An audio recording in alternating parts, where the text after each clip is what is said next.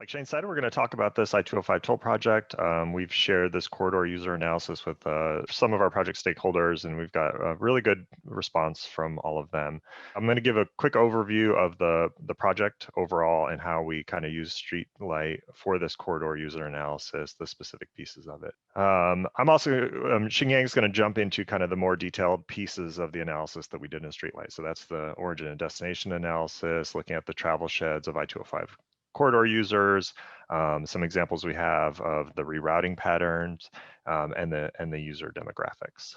So I could talk about this project all day, but I promised I wouldn't, since this is a StreetLight specific presentation. But essentially what we're proposing to do in this region is to toll I-205 here in the south part of I-205 near the junction with I-5. These are our two main north-south interstates. There's a known bottleneck in the transportation system. The capacity narrows down from a 6-lane highway in both directions to through most of this segment that you see highlighted here is 2 lanes in each direction, so 4 lanes. The region has looked at tolling, all lane tolling, as part of a regional congestion management strategy, so converting the existing interstate into tolled facilities. And one of the first parts where that's being looked at is across the southern part of I-205, this bottleneck in the system. And the tolling is intended both to manage congestion in and of itself, but also generate revenue for this widening project that would bring the capacity back up to 6 lanes in each direction and some widening here on the Abernethy Bridge. It's a major crossing point across the Willamette River here in our region. And we're entering the phase of this project, this specific I-205 piece of kind of the regional strategy here is about to enter into the alternatives analysis as part of the NEPA process. What we really want to do with the corridor user analysis is, and really relying on the StreetLight data very heavily for it, to really better understand the existing travel patterns. So some of the key questions we want to answer: where are the users coming from and going to? So that's the OD analysis. How far and which routes are they taking to access I-205? That's the travel shed. What are some existing rerouting patterns? So Qingyang will get into how we do that, but essentially it's, the local folks are telling us they're experiencing during these heavy congested periods, people are rerouting through onto their local network. Those you get through trip cut through. So, that's information that isn't necessarily easy to obtain through conventional ways. And then some of the traveler demographics, equity is at the forefront of this project. That's always a key concern whenever you talk about tolling. So we want to better understand who's using the corridor. Another big piece of it is comparing to the regional travel demand model. So that's going to be a primary tool for us to evaluate what the changes are going to be due to this toll. And so we really like the idea of using StreetLight to compare back to and see if these two tools that are really doing analysis in a different way are showing us similar travel patterns. Okay, so I'm going to talk about the origin destination analysis first, and then Qingyang will take over and talk about the other pieces.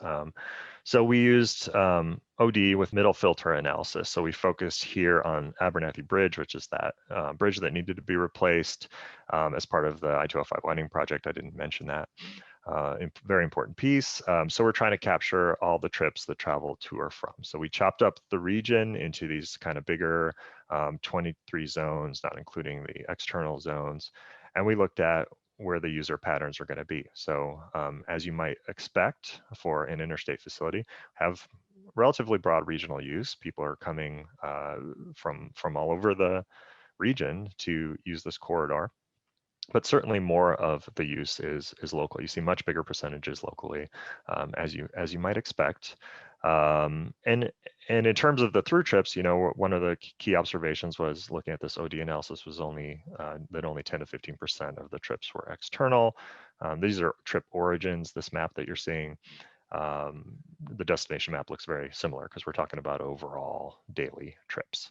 So one of the big things we want to do again was comparing to the regional travel demand model. So this map that you're seeing, besides just being a different color, it's the same geography, same zone system, but it's a different tool. It's the regional model. And when we did this comparison at the regional level, saw really close, surprisingly close fit between the two different tools. So that was very encouraging. All these were, all really but one were within 1%. And the one where we noticed some difference was like 1% versus 3% at the airport. which kind of has some unique travel patterns that may be not fully captured, regardless of tool. So, this was a really important part of it. Sometimes there's kind of a concern that how does the StreetLight data or big data sources match with, regional travel demand models? We really see them in this project as sort of complementing tools. One kind of, validates the other, and kind of builds faith in the tools that we have available at our disposal. So next slide, one other piece of that, and this is jumping into something that isn't our OD analysis, but another spot where we really compared StreetLight. We used a StreetLight data to make a comparison to the regional travel demand model, was identifying the trips through our corridor. So our corridor is 4 segments of I-205 between 5 interchanges overall. And we looked at how many through trips we get just passing through, not getting on or off within the corridor. We looked at how many trips are traveling entirely within the corridor, meaning they get on within it and off within it as well. And again, we were seeing pretty consistent results. And this one is, I think, pretty important for the project, understanding that is only 25 to 30% that we're just passing through. That means that the majority of the trips are getting on or off locally, what we call the local access trip. And then a substantial share, 15 to 20%, were sort of internal trips getting on and off within the corridor. So we thought that was pretty important, and with our stakeholders to build trust in our model, and seeing that consistency between the tools was really encouraging for us. So with that, I'm going to hand it off to Qingyang. Thank you, Matt. So another analysis we did in StreetLight is what we call travel shed analysis. So this is similar to the OD analysis, but this also tells us how far people are traveling and what routes they're using to access the Abernethy Bridge. So on the graphic you can see here, this is a regional view on the left side, and then a corridor, more zoomed in corridor view on the right side. So you can see that both I-5 north of 205 and I-5 south, about 60% of trips are using I-5 to access the Abernethy Bridge. Before I jump in, I should mention that this is showing the northbound trips going to Abernethy Bridge. And what looks like eastbound direction here is actually what we call northbound, because 205 continues north after the bridge. And then we also see that there's a pretty long tail to the south all the way to Eugene. And other than I-5, Oregon 43, and then Southwest Tualatin and Sherwood Road are also 2 important access routes to the bridge. And then looking at the trips, northbound trips leaving Abernethy Bridge, we see about 25% of trips exit at the first 2 intersections right after Abernethy Bridge. And then about 16% of trips are still on 205 just south of the I-84 interchange, which means more than 80% of these northbound trips actually leave the 205 corridor before I-84. And then if we look farther north, about 5% of the trips are crossing into Vancouver and Washington State. And another analysis that we did is routing or rerouting analysis. We've heard from a lot of people that there are concerns about diversions onto their local streets due to the potential tolling project. And then we wanted to approach this by looking at existing rerouting patterns. So there's a lot of, as we know, a lot of people have been seeing rerouting onto their streets in today's condition. So we wanted to show that this is consistent and is already existing. So if we implement the tolls, that might help alleviate congestion and therefore also help with the rerouting that people see today. So for the analysis, we looked at logical origin and destination pairs, and also looked at streets that are parallel to the freeway corridors, as those are the potential rerouting options. And for the data, we used annual data from 2019 to address some of the potential variability of the patterns. And we looked at midday, AM peak, and PM peak for the routing analysis. And in terms of the StreetLight tools we first used the top routes between OD to identify the routing between OD pairs we identified. And then once we saw some consistent potential rerouting streets, we moved down to the OD through middle filter analysis to get more specific volumes on those streets. And when we say rerouting here, we look at it as shift in traffic from midday to peak periods. So we know there's some congestion on I-205 and also I-5. So associating the shift in traffic with these congestion patterns, we feel confident to say that those are good indications of existing rerouting. And I'll share some examples of the analysis. The first one is going from Salem to Oregon City. So as you can see here on the left, this is showing midday travel pattern, and then on the right, this is PM peak. And during midday uncongested condition, we see the predominant route is I-5 and then onto I-205 to Oregon City. And there's still about 30% of trips using Oregon 99 East to Oregon City, and potentially that's just regular routing, and some people might be going to the western part of the city, so that's more convenient. But when we look at PM peak, we see about 37% increase of trips onto Oregon 99 East. And that's a pretty strong indicator that there's some rerouting due to heavy congestion on I-5 and 205 northbound during PM peak.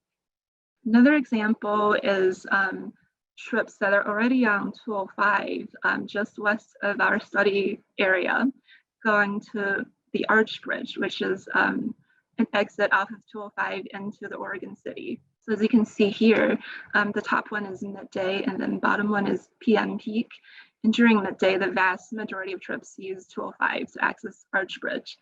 And then during the PM peak, 28% more trips actually shift onto Portland Road and Willamette Falls to access the Arch Bridge.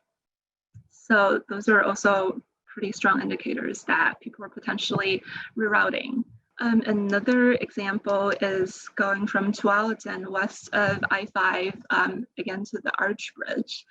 So here we also see majority trips are traveling on 205, about 67 to 74% during midday.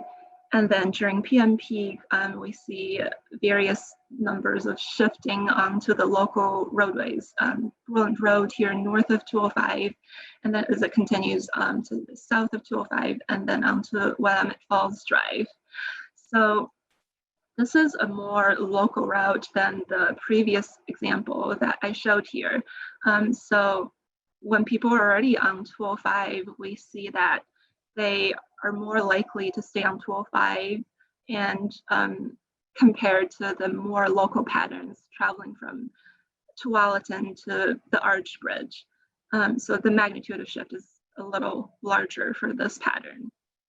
So some key findings from this analysis, we see consistent evidence of rerouting off of 205 and onto the local streets during PM peak. And we see rerouting patterns that generally correspond to I-205 congestion patterns, especially southbound direction during AM peak and then northbound during, southbound during AM peak and northbound during PM peak. And as I mentioned, local trips are more likely to reroute onto local street instead of staying on 205. And that makes logical sense because people that live nearby or use this area regularly are more familiar with the local roadways. And if you're traveling from farther location, then you're more likely to stay on the 205 main line. And the next analysis I'm going to talk about is the user demographics. And as Matt mentioned, equity is an important component of this project. And we obtained the user demographics information from the ODOT analysis that Matt talked about in the first part of the presentation. So we compared the user demographics of this corridor with the region-wide demographics as shown in this table below. And this is a pretty high-level check to see what the user demographics is of our study area.